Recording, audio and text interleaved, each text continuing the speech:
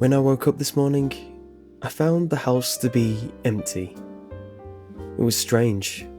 I seriously doubt that my family would leave for my aunt's house without me on Christmas morning. Something wasn't right. All the miscellaneously placed pictures of me that were on the wall and hearth were gone. All other photos were still in place.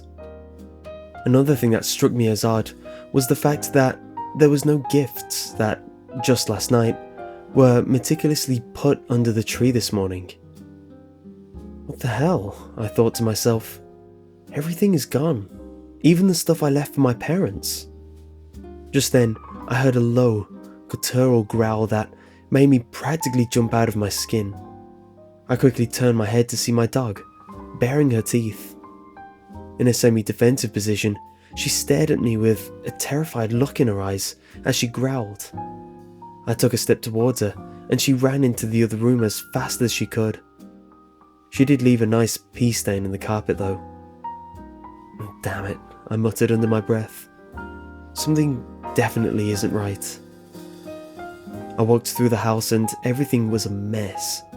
Tables and chairs were turned over and lamps were smashed. It looked as if a tornado went through the place. I felt like crap. I guess a good analogy would be, I felt as the house looked. I felt as if a cement truck had punched me in the gut. I went upstairs to go to the bathroom and wash myself. The smell of cigarette smoke and cheap booze filled the air. I wondered what was going on. In the bathroom, I looked in the mirror and, I must say, I looked like a picture of the living dead. I was as white as sour cream. My pupils were dilated to the size I never knew was natural. It was almost as if my eyes themselves were black. Quite disconcerted, I walked through the house at a slow pace, taking my time. I noticed that my father's black suit and tie were missing.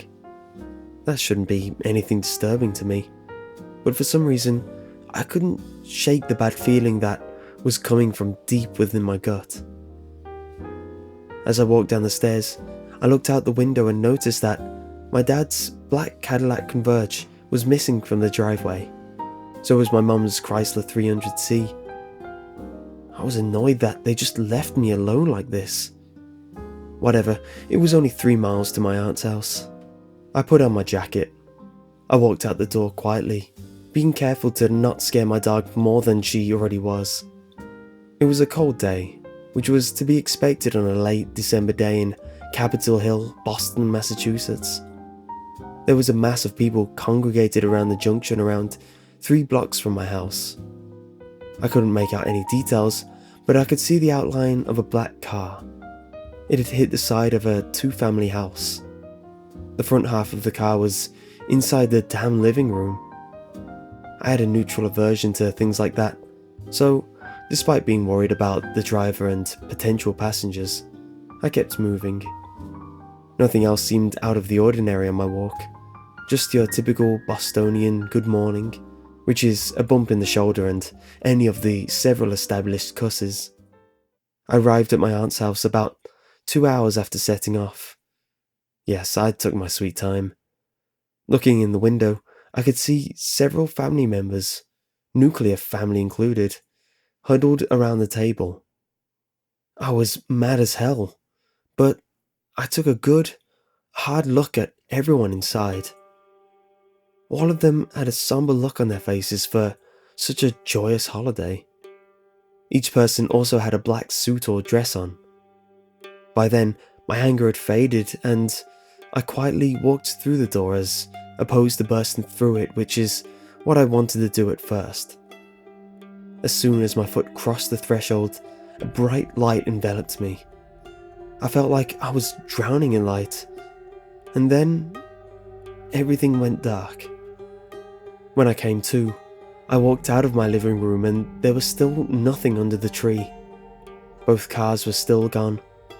I was more confused than when I woke up this morning. There was no way my parents would have brought me home and left me there to go back to my aunt's house. I decided to go back. Once again, I put my jacket on and left the house. I remembered that About 3 blocks away, there was an accident, and I figured I wouldn't be a pussy this time and check it out. The crowd was gone and there was only 2 squad cars. One was on the corner and the other was right next to the crashed car. I walked right up to the car and was disturbed by the fact that the cop, eating the donut and reading the Boston Globe, did not take notice of my presence despite the fact that I walked right by them.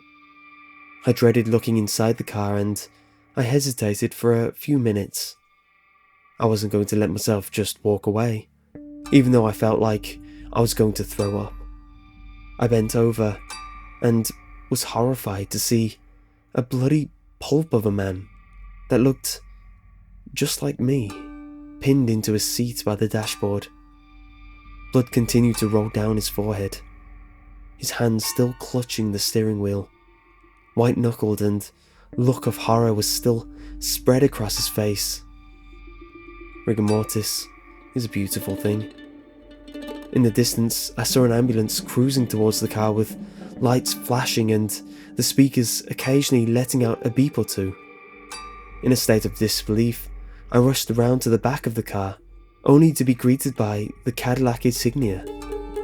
I rushed to the squad car and started yelling at the cop, hoping to get a response. None came. I ran to a nearby driveway and picked up pebbles and started throwing it at the cop's window. He sat up, alert, and he turned his head in my direction. With a quizzical look on his face, he turned his head away as if he didn't see me and went back to his donuts and the morning paper. I ran as fast as I could, but I only got a few feet away when I tripped on something. As I hit the ground, I lay there as a bright white light, exactly like the one from before, came over me again. It all came back to me in a flash. Pulling out the driveway, running through the red light, worried that I would be late, getting T-boned by the damn Kia, shielding my face with my hands from the shattered glass, trying desperately to gain control of the car again, going through the wall of the 2 family, being pinned to my seat by the dashboard, and finally choking on my own blood as it welled up in my lungs. When I woke up this afternoon, I found the house to be empty.